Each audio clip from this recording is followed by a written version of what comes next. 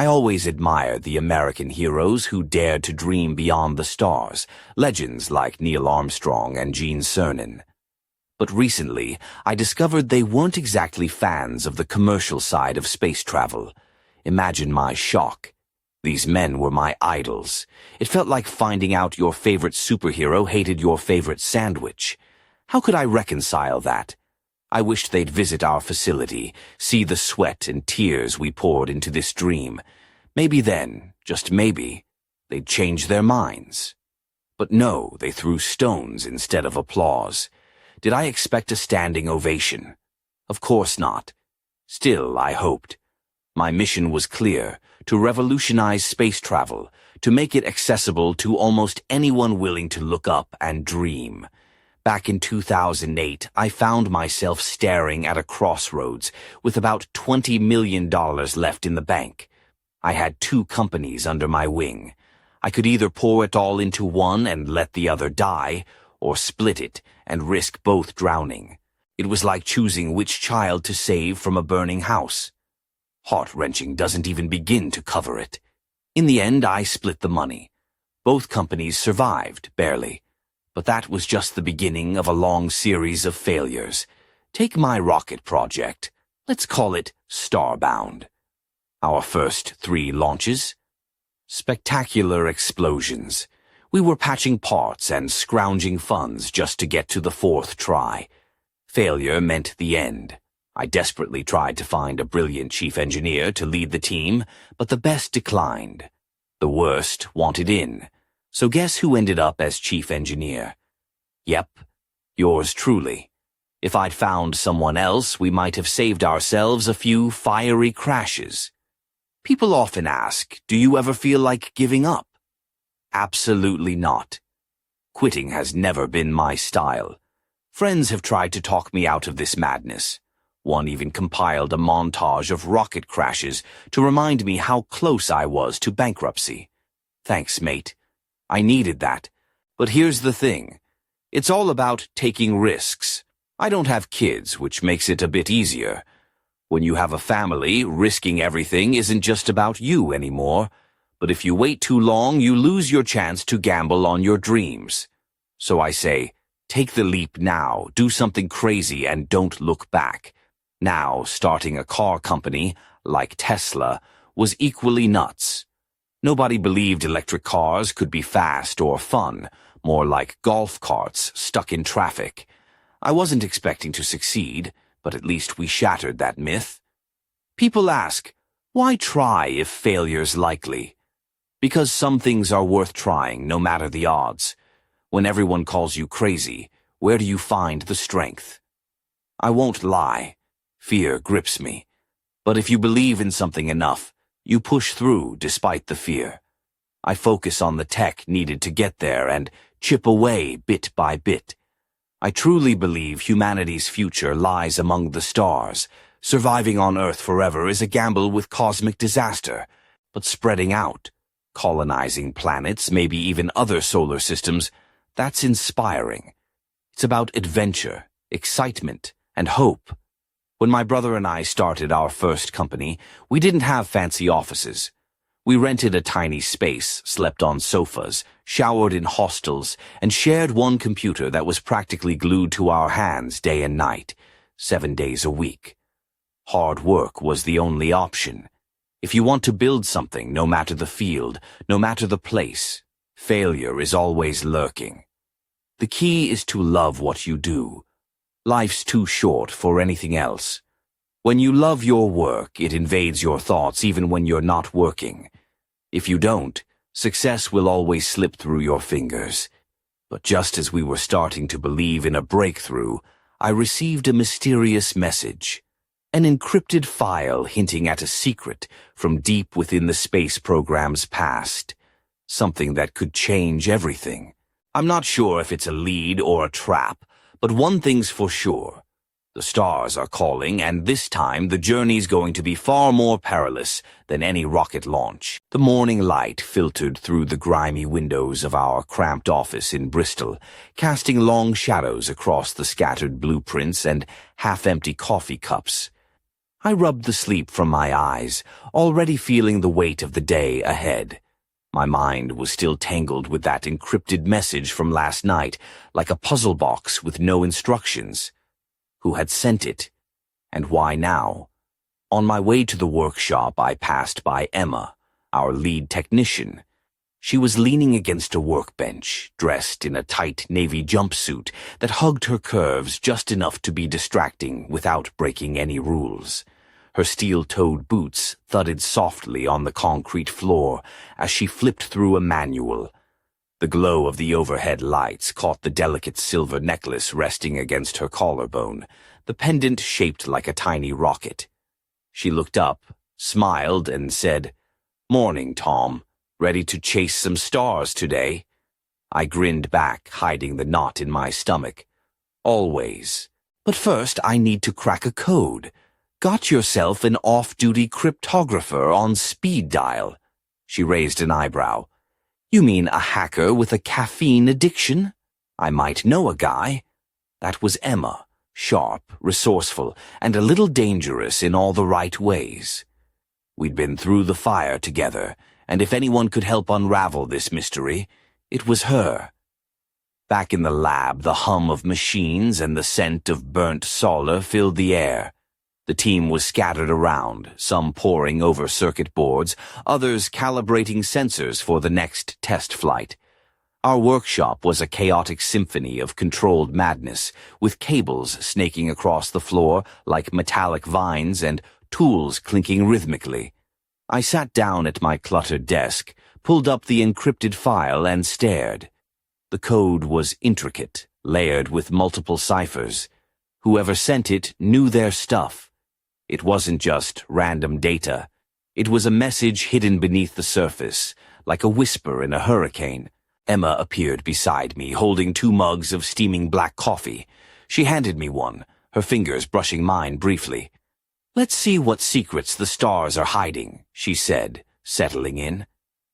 Hours passed as we worked, our minds dancing through algorithms and patterns.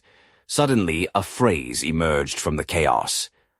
"Project Eclipse, the truth lies beneath the shadow." It was a clue, but to what? A forgotten mission? A cover-up? Our hopes and fears tangled together. Just then, the workshop's lights flickered, and a cold draft swept through the room. I glanced around. No open windows, no explanation. Emma looked uneasy, her usual confidence flickering for a moment. "Did you feel that?" she whispered. Before I could answer, my phone buzzed. A text from an unknown number. "Stop digging, or the stars won't be the only thing that falls." A chill ran down my spine. This wasn't just about rockets and technology anymore. We'd stumbled onto something far bigger and far more dangerous. As the sun dipped below the horizon, painting the sky in bruised purples and fiery oranges, I realized that our journey was no longer just about reaching space. It was about survival, secrets, and the shadows lurking just beyond the edge of the atmosphere. And somewhere out there, someone was watching. The city streets of Bath were unusually quiet that evening, the kind of stillness that feels like the calm just before a storm. Emma and I left the workshop under the fading light, our minds tangled in codes and cryptic warnings. As we walked past the old Georgian townhouses, I couldn't shake the feeling that we were being followed. Or maybe that was just my paranoia running wild. After all, when someone tells you to stop digging, it's hard not to glance over your shoulder every 5 seconds. Emma broke the silence, her voice low but steady. "Tom, this isn't just some prank. Whoever sent that message knows what we're doing, and they want us to quit." She tucked a loose strand of auburn hair behind her ear, the soft glow of the street lamp catching the delicate curve of her neck. Her leather jacket creaked as she shifted her weight, and for a moment I caught myself imagining what it would be like if this was a spy movie. You know, where the sexy tech genius saves the day with a well-timed quip and a high-voltage gadget. "Quitting's not really my style," I said, trying to sound braver than I felt. "But maybe we need a plan. Something better than just staring at encrypted files and hoping for the best. We ducked into the Fox and Hound, a cozy little pub tucked away on a side street. The place smelled of wood smoke and spilled ale, with a low murmur of voices and the clink of glasses. I found us a booth in the corner where the shadows could keep us company, and pulled out my phone. "I'm going to reach out to an old contact, someone who owes me a favor," I said. "If this Project Eclipse is as big as it sounds, we'll need some serious backup." Emma's eyes narrowed with a mix of excitement and caution. "You mean the guy with the questionable ethics and a fondness for leather coats? You're sure he's trustworthy?" "Trustworthy is a strong word," I admitted.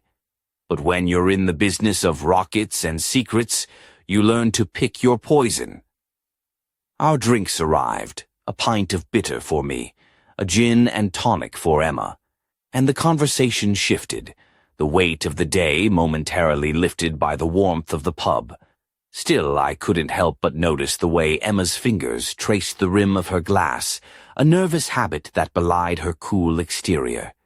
Just as I was about to dial, the pub's door swung open with a gust of wind, and in stepped a tall figure wearing a dark trench coat and a flat cap pulled low over his eyes.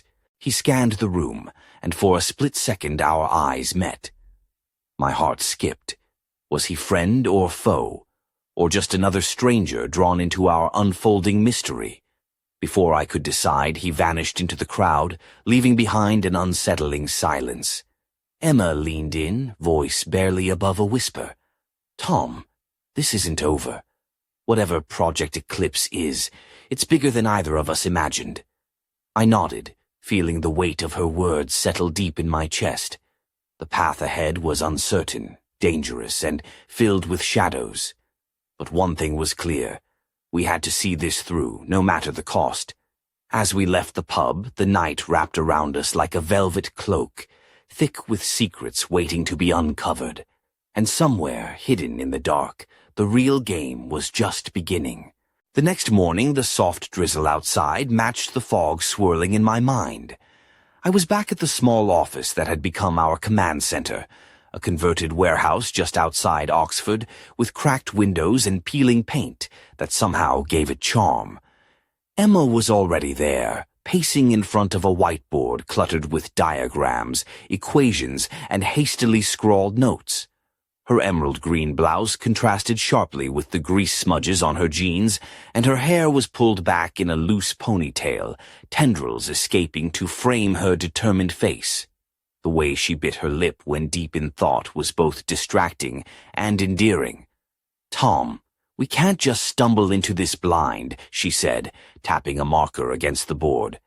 "Project Eclipse isn't just some code name. It's a ghost from the past, something that was buried for a reason." I leaned against the dusty desk, sipping the bitter coffee that had become my lifeline. "So, what do we know?" The message mentioned, "The truth lies beneath the shadow." Sounds like a riddle wrapped in a mystery inside a rocket engine. Emma smirked. "Only you could make that sound romantic." Our banter was cut short by a sudden knock at the door.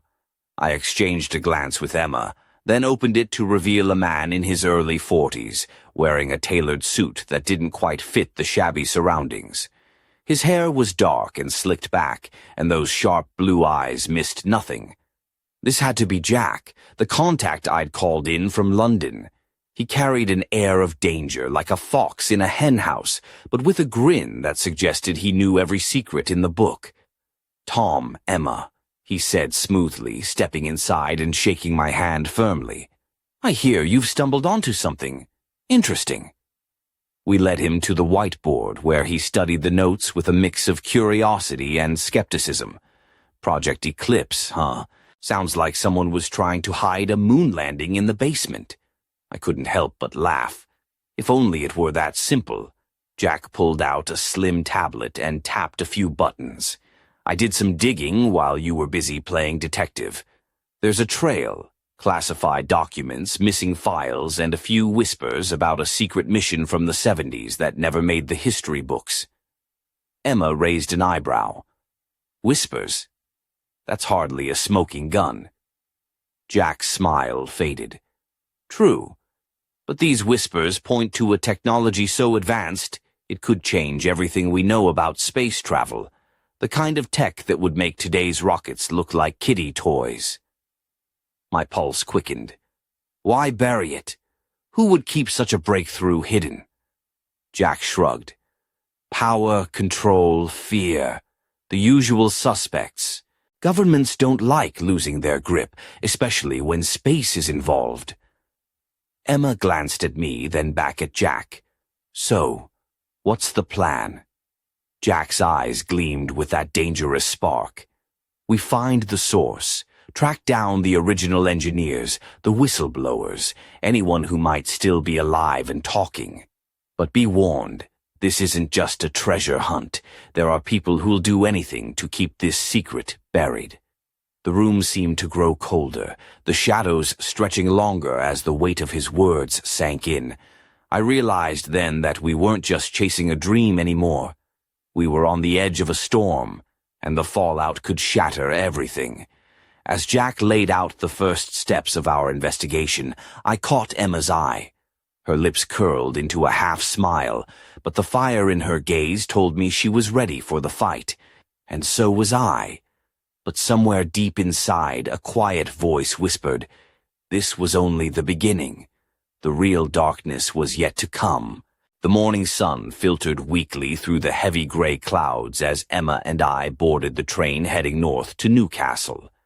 Jack had traced a lead to a retired engineer named Harold Mitchell, rumored to have been involved in the original Project Eclipse. The man was a living relic, a ghost from the Cold War era, said to live alone in a modest cottage overlooking the North Sea. The salty air and crashing waves seemed fitting for a man whose secrets might rewrite history. Emma wore a crisp white blouse tucked into a high-waisted pencil skirt that hugged her slender hips, paired with ankle boots that clicked confidently on the train's worn floors. Her silver hoop earrings caught the light as she leaned out the window, eyes scanning the passing landscape. I couldn't help but admire how she managed to blend sharp intellect with a subtle allure that was impossible to ignore. "Are you ready for this?" she asked, turning to me with a mischievous grin. "Meeting a man who might hold the key to a decades-old space conspiracy? Sounds like something out of a spy novel." I chuckled, adjusting my jacket. "Yeah, except in spy novels the hero looks better in a leather jacket." She winked. "Noted." We arrived in the small coastal town just as the sun began to dip, painting the sky in shades of burnt orange and lavender. The salty breeze whipped through the narrow streets as we made our way to Harold's cottage, a weathered stone building with a sagging porch and peeling paint. The garden was overgrown, wildflowers tangled with rusted tools. I knocked, and after a moment the door creaked open to reveal a stooped man with a shock of white hair and piercing gray eyes that seemed to see right through us. He wore a faded navy sweater and worn trousers, his hands rough from years of labor. "Harold Mitchell?" I asked. He nodded slowly. "Aye, and you must be the ones asking questions about things best left alone." Emma stepped forward, her voice gentle but firm. "We're not here to cause trouble. We want to understand what really happened with Project Eclipse." Harold studied us for a long moment before stepping aside. "Come in, then. If you want answers, you'll need to listen. But be warned, the truth can be a dangerous thing." Inside, the cottage smelled of aged wood and tobacco smoke. Photographs of rockets and faded newspaper clippings adorned the walls, alongside sketches of strange spacecraft designs that looked decades ahead of their time. Harold settled into a worn armchair, his gaze steady. "Back in '72, we were working on something the government called Eclipse, a secret project to develop propulsion technology unlike anything seen before. But something went wrong. People disappeared, files vanished, and the whole thing was buried deep." Emma leaned in, her voice barely above a whisper. "What went wrong?" Harold's eyes darkened. We built a prototype. It could have changed everything. But the powers that be feared it. They shut us down, ordered us to forget. Some of us tried to resist. That's when the shadows fell. I felt a chill crawl up my spine. The shadows, he nodded. Men in suits, agents who made sure no one talked, threats, disappearances. Some say the project was sabotaged, others say it was stolen. Emma exchanged a glance with me. And you? What happened to you? Harold's jaw tightened. I was lucky to get out with my life, but I've kept the pieces of the puzzle hidden, waiting for someone brave enough to put them together. As the wind howled outside, the weight of his words settled around us like a storm cloud. We were no longer just chasing a mystery. We were entwined in a web that stretched back decades, filled with danger and betrayal. And as Harold reached into his pocket and pulled out a small metallic device, sleek and unlike anything I'd seen, I realized this was no ordinary relic. This was the key, and unlocking it could change everything. But at that very moment, a sharp knock echoed from the front door. Harold's eyes narrowed. They've found us. The knock came again, louder, more urgent. Harold's hand tightened around the metallic device, his knuckles white beneath the faded navy sweater. Emma and I exchanged a quick glance, the unspoken question hanging in the air. Were we ready for this? Harold motioned toward the back of the cottage. There's a cellar door behind the kitchen. It's old, but sturdy. Go now, before they break in. Without hesitation, Emma grabbed the device from Harold's trembling hand. Its surface was cool, smooth, and etched with unfamiliar symbols that seemed to shimmer faintly in the dim light. I led the way toward the kitchen, the wooden floor creaking beneath our hurried steps. The cellar door groaned as we pushed it open, revealing a narrow staircase descending into darkness. Emma pulled a small flashlight from her bag, its beam cutting through the gloom. The air was damp and cold, with the faint scent of earth and something metallic, like the memory of machinery long forgotten. As we descended, the sound of heavy footsteps and muffled voices drifted down from above. Menacing, impatient. Whoever was at the door wasn't interested in polite conversation.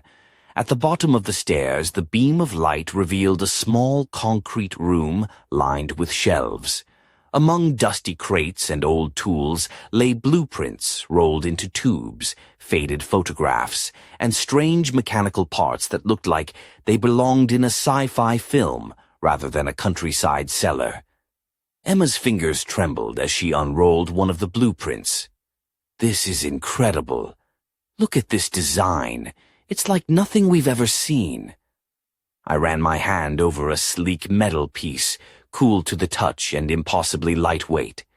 If this tech is real, it could change everything we know about propulsion, and maybe even gravity. Suddenly, the cellar door above creaked, and footsteps thundered down the stairs. Panic surged through me. We need to hide. Emma's eyes flicked to a narrow alcove behind a stack of crates.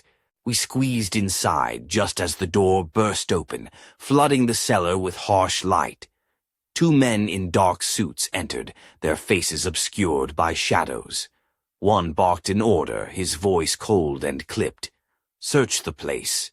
They couldn't have gone far. I held my breath, the metallic device still warm in Emma's hand. The men moved methodically, their boots thudding against the concrete floor. One stopped just inches from our hiding spot. I could feel his breath, sharp and heavy. Emma's whisper was barely audible. Tom, what now? I swallowed hard. Wait for the right moment. The tension was unbearable, every second stretching into eternity. Then a sudden crash echoed from upstairs, something heavy falling, and the men exchanged hurried glances. Secure the perimeter, the leader shouted. They could still be inside. Footsteps retreated, and the cellar door slammed shut. Silence enveloped us once more. We emerged slowly, hearts pounding, realizing how close we'd come to being caught. Emma's gaze met mine, fierce and determined. We have what we came for, but now they know we're on to them. I nodded grimly. This isn't just a secret anymore. It's a war. As we climbed out into the cool night air, the stars overhead seemed impossibly distant, but somewhere beneath them, a shadow was moving, watching, waiting. And our fight to bring the truth to light had only just begun.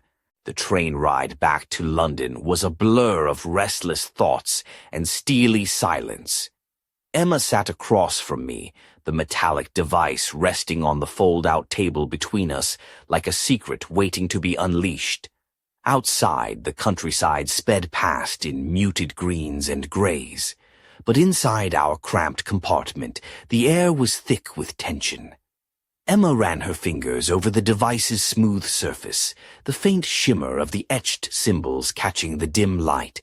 "Tom, this isn't just some relic. It's a prototype, a blueprint for propulsion technology that could rewrite physics." Her voice was hushed but urgent. If the government really buried this, it's because they knew what it could do. I nodded, rubbing my chin thoughtfully. That explains why they sent those men after us. This isn't just about secrets. It's about control. Whoever holds this tech could dominate space travel or weaponize it. She looked up, eyes sharp. "So what's the plan? We can't exactly broadcast this to the world without risking everything." I pulled out my phone and dialed Jack. After a few rings, his voice crackled through the speaker, calm but cautious. "You found something?" "More than we expected," I replied. "We need to lay low and figure out who we can trust." Jack's sigh was heavy. "I've got a few contacts who owe me favors, people who play in the shadows but have a knack for keeping things quiet. I'll start pulling strings." Emma glanced around the compartment, lowering her voice. "We need a safe house, somewhere off the grid." I agreed. "I know a place, a remote cottage in the Cotswolds. No internet, no cameras. Perfect for laying low." The rest of the journey passed in a tense silence, the weight of what we carried pressing down on us. Back at the safe house, night wrapped around the stone walls like a protective cloak. Emma settled into a worn armchair, her legs crossed elegantly, the slit of her charcoal skirt revealing just enough to distract from the gravity of the situation. Her silk blouse shimmered softly in the firelight, and the delicate chain of her pendant caught the glow, a small rocket, a symbol of hope amidst the chaos. I sat opposite her, the device on the table between us. We need to decode these symbols. If we can unlock their secrets, we might find a way to replicate the technology, or at least understand it. Emma nodded, pulling out her laptop. "I'll start cross-referencing the patterns with known propulsion theories. Maybe even reach out to a few trusted scientists." Hours slipped by as we worked, the room filled with the quiet hum of determination. Suddenly the screen flashed, and Emma's eyes widened. "Tom, look at this," she whispered, pointing to a complex equation that defied conventional physics. "This isn't just propulsion, it's manipulation of gravitational fields." I felt a thrill of excitement mixed with fear. If this is real, we're on the brink of something revolutionary. But then a sudden noise shattered the moment, a sharp crack at the window. We both turned toward the sound, hearts racing. Outside, shadows moved swiftly through the garden. Someone was watching us. Emma's voice was steady but fierce. "They found us." I grabbed the device and laptop. "We need to disappear. Now." As we slipped into the night, the cold air biting at our skin, the stars above seemed to pulse with silent warnings. The chase was far from over, and the truth we sought was more dangerous than ever. The rain pounded relentlessly as Emma and I sprinted through the tangled woods behind the cottage, the device and laptop clutched tightly in my backpack. The night was a chaos of shadows and thunder, every crack of lightning illuminating the frantic scramble beneath twisted branches and slick leaves. My heart thundered in my chest, matching the storm's fury.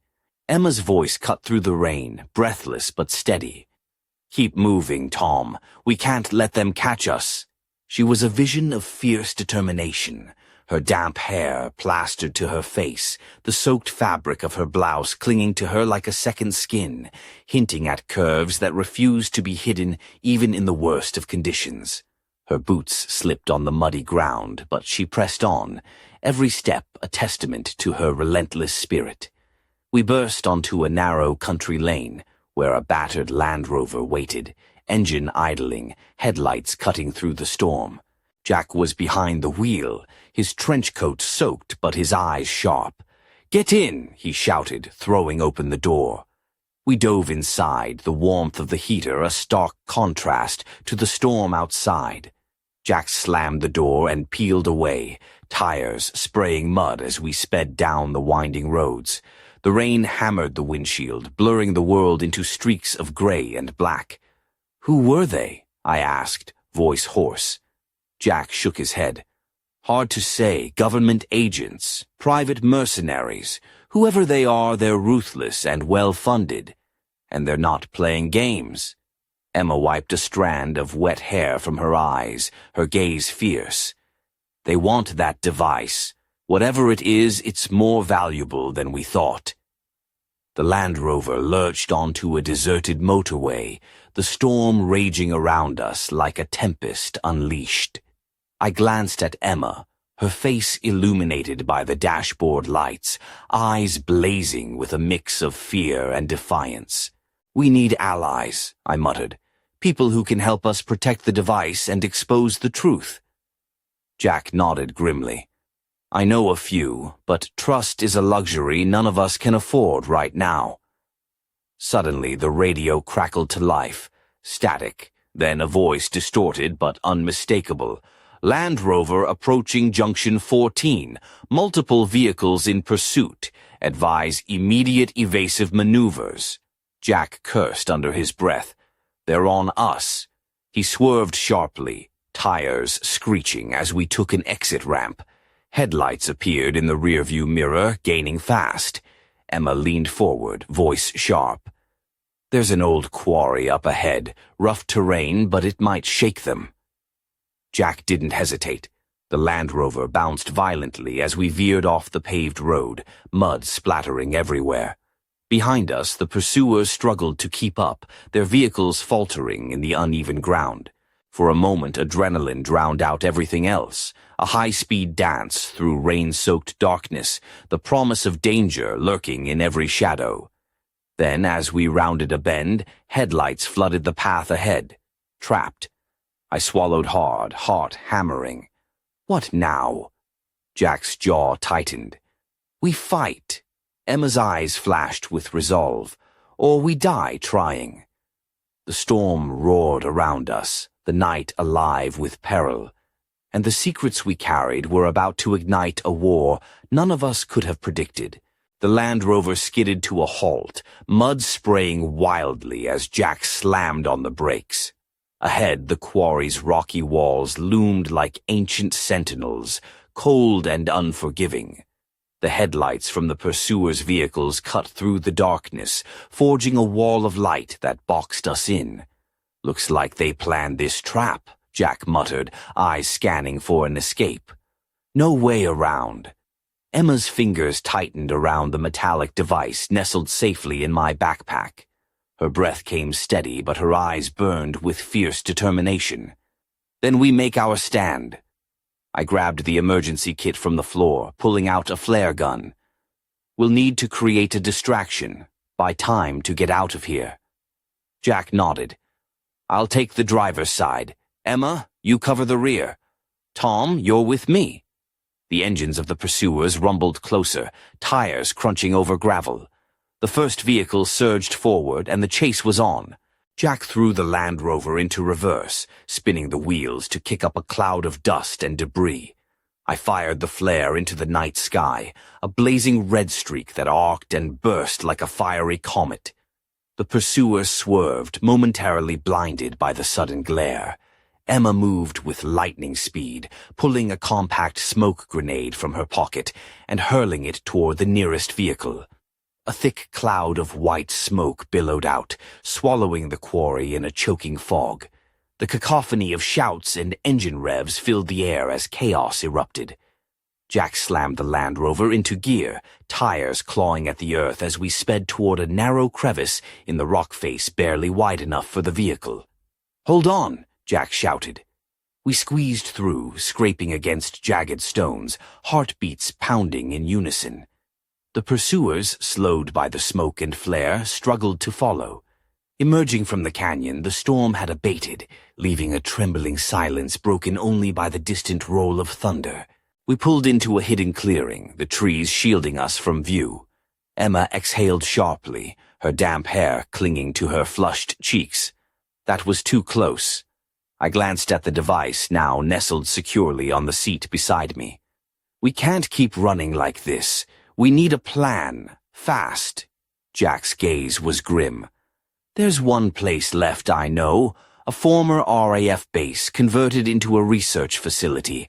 Abandoned, but with enough tech to help us analyze that device and keep it safe." Emma smiled, a spark of hope cutting through the tension. Finally, a safe haven. As we prepared to move out, my phone buzzed, an encrypted message flashing on the screen. I hesitated, then opened it. The text was chilling. "You're meddling with forces beyond your understanding. Step back or everything you fought for will burn." I looked up at Emma and Jack, determination hardening inside me. They want to scare us, but we're not backing down. "Not now." Emma's lips curled into a fierce grin. "The stars aren't going to wait for us to play it safe." Jack started the engine and we drove into the night, the shadows of the past and the promise of the future racing alongside us. But somewhere, hidden in the darkness, a new player was watching and waiting to strike. The game was far from over. The abandoned RAF base lay shrouded in mist, its cracked runways stretching into the gray horizon like forgotten scars. As we pulled through the rusted gates, the silence was almost unnatural. No birdsong, no distant hum of engines, just the eerie whisper of wind weaving through broken hangars and skeletal control towers. Emma led the way, her confident strides slicing through the cold air. She wore a fitted leather jacket over a sleek black top, paired with dark jeans that hugged her long legs and boots that clicked sharply against the concrete. The faint scent of rain clung to her, mingling with the subtle hint of jasmine from the pendant that swung gently at her throat. A tiny rocket, our shared symbol of defiance. Inside the main hangar, remnants of old machinery lay scattered, draped in dust and cobwebs. Jack flipped switches on a battered console, coaxing flickers of life from the dormant equipment. Screens blinked, cables sparked, and a low hum filled the space, our fortress against the storm. I set the metallic device carefully on a reinforced table, its etched symbols glowing faintly in the dim light. Emma and Jack gathered around, the air thick with anticipation. Suddenly the device pulsed, and a holographic projection flickered to life. A star map dotted with coordinates and cryptic annotations. The room seemed to breathe with the revelation. Emma's eyes widened. This isn't just propulsion tech. It's a guide, a map to something out there, beyond our solar system. Jack frowned. If this falls into the wrong hands, it could spark an interstellar arms race. I swallowed hard, feeling the weight of the moment settle like a stone in my chest. We need to get this to the world. Transparency is our only weapon. As we debated the next move, a sharp metallic clang echoed from the hangar's entrance. We froze. From the shadows emerged a figure, tall, cloaked in a dark overcoat, face obscured by a wide-brimmed hat. The air grew colder. "Impressive." The stranger's voice was smooth, almost amused. "But you're meddling with forces far beyond your recklessness."